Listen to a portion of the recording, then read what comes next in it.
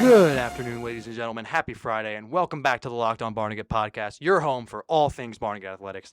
I'm your host, Tyler Bjorkman, here with Ethan Anthony, my co-host, and today we will give you an in-depth look at the Barnegat Girls Volleyball team. And this season will be an intriguing one as a lot of graduating seniors move on to college. Some of the young guns are going to need to step up this season.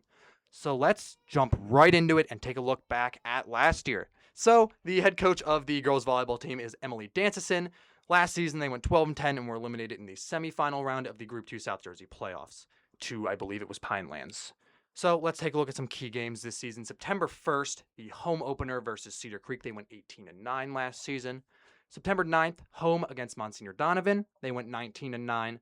September 19th, we were at Pinelands, obviously a rivalry game, very big game. They went 26-5 last season and eliminated us in the playoffs. October 8th, at Middletown North, they were 14-11. And October 28th at Raritan, they went 18-8. And of course, we bring this up a lot on all of our shows. This is the last game before states. You got to win some of these games, especially bring those momentum into the playoffs. It's always a big game. So I'm going to pass it over to Ethan now, and he's going to go over some of our key and graduating players. Yeah, we have a lot of key players coming back this year. First one I want to touch on is Camilla Chamorro. She is a junior. She had 86 kills last year with 72 service points. She led underclassmen in both of those statistics, as well as racking up 20 aces. Next up, we have Amaya Affleck. She is a senior. She had a pretty solid campaign last year, racking up 73 kills with 39 blocks, and she led the team in blocks, as well as having 23 digs. And finally, we have Jessica Herrera. She is a senior who racked up 180 assists, which she led the underclassmen in, with 69 service points and 23 aces. Unfortunately, we do have a lot of graduating players this year. Starting off with Brooke DeGrazio, she racked up a whopping 428 digs last season, as well as 104 service points and 34 aces. She's going to be a big loss to this Barnegat defense. Next, we have Annabella Frame. She had 175 digs, 336 assists, and she also had 39 aces. She did lead the team in service points, assists, and aces last year. She's going to be a huge loss to this Barnegat team. And finally, we have Allison Haggerty. She had 123 kills last season, which led the team, 83 service points, and 32 aces.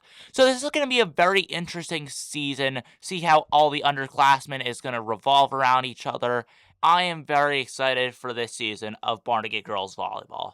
Yeah, Ethan, I definitely agree. I'm very excited for this year for these ladies. I personally, again, I have a very busy fall. I've brought this up in a few other podcasts. I'm never really home. I'm very excited to start going to these, though, especially because we get something to record on. And in the last few years, I've definitely gotten into women's college volleyball, and as a Penn State fan, it's pretty fun life. I mean, we were very good at volleyball, won the national title 2 years ago. Last year, we were kind of Our biggest accomplishments was sweeping number 6 Wisconsin.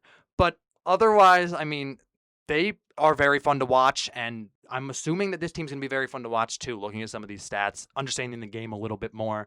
I'm very excited to watch this team this year, try to get to as many games as possible. So now let's take a look at the full season schedule for the Barnegat Girls Volleyball team. Starting off August 31st, we are at Oakcrest. The next day, Cedar Creek comes to town. 2 days later, we head up to Central. Then we have a 6-day break, and at 3:40 p.m. we take on Monsignor Donovan. Then the 10th and the 14th of September, Brick Township at Brick, and then Brick Memorial home. The 16th, we head to Lacey.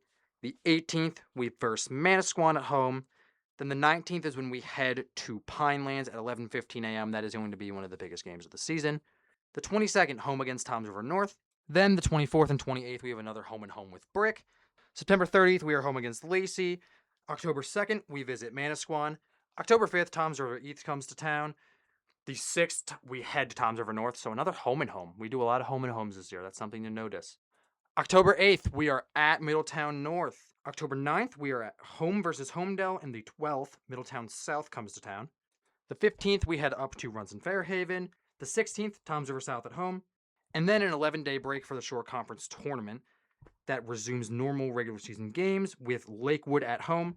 The 28th, we play Raritan at Raritan. And then state playoffs start November 2nd.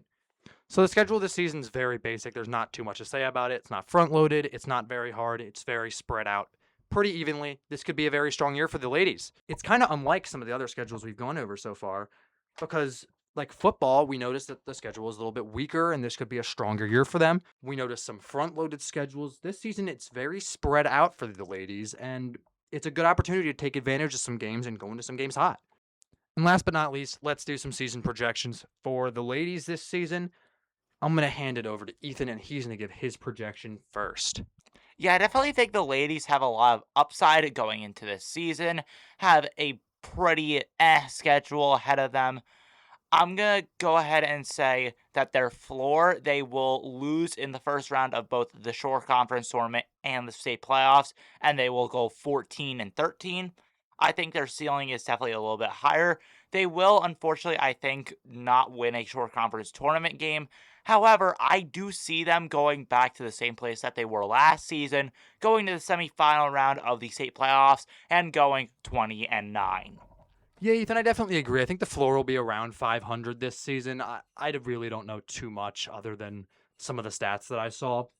And looking at some of the stats, I feel like it's very similar to how the girls' soccer team will do this year when we covered last week. I said they were going to be around 500 at their floor. And their peak, they'd be, I believe, win 20 games.